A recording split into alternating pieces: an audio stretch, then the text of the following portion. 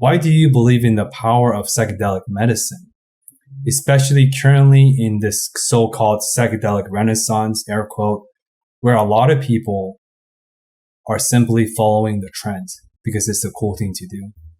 Great question.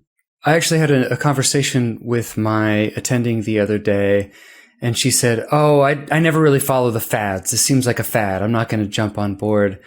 And I was like, I don't think this is a fad because if you look at the history of psychedelics and how in the 1950s and 60s there were thousands and thousands of papers. The original creator of LSD, Sandoz, they would give their samples out to anyone. If you would write into them and say you were going to do a trial or a study on LSD, they would just give it out to you and be like, all right, good luck. So there was a ton of evidence rolling in that showed that it was good until it was demonized in the 60s by the Nixon administration, was placed as a Schedule I drug and totally stopped everything.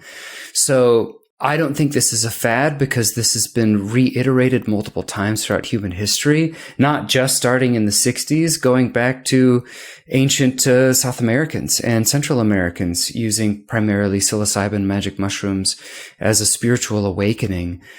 I think if it goes away, it's going to keep coming back too. I think there is some real merit to this. And the cool thing is, going back to the evidence-based thing, is that there's really good evidence for psychedelics, like better, like way, I shouldn't say way better, but significantly better than our current treatments for depression, anxiety, substance use.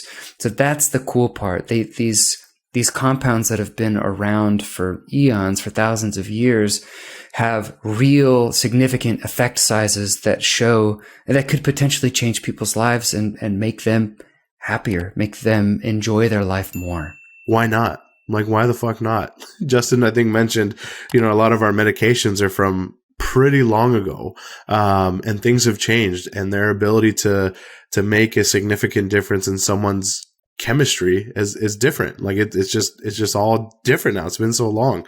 I think the other piece that keeps me interested in it and keeps me thinking of like, this could be the next big thing that can really help us, is how many of the older people are upset about it. How many of the older heads in medicine and in therapy are like, no, like stay away from that. If they're upset by it, then maybe we should keep pushing it. Cause just because they like things to stay the same, I think makes it even more of like, yeah, we need to look at different things.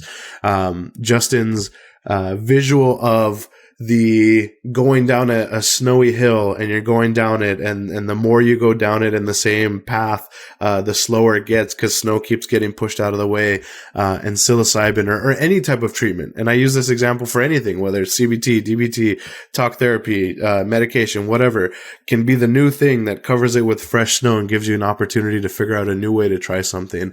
I'm all for it. And I think it's a cool thing that we get to be in the middle of as professionals. I don't have any plans on being like, and trying to get the certification or the training to be a psilocybin assisted therapist. But I think it's really cool. And I think it's something that really can impact a lot of people who otherwise haven't gotten that help that they need or that they deserve. Hey, yes, you, to all my fellow introspective thinkers, thank you for being curious. If you enjoyed watching this short clip, I recommend clicking here for the full-length video. Here's to discovering more authentic life stories, mental health insights, and toolkits. Let's get this started. Peace.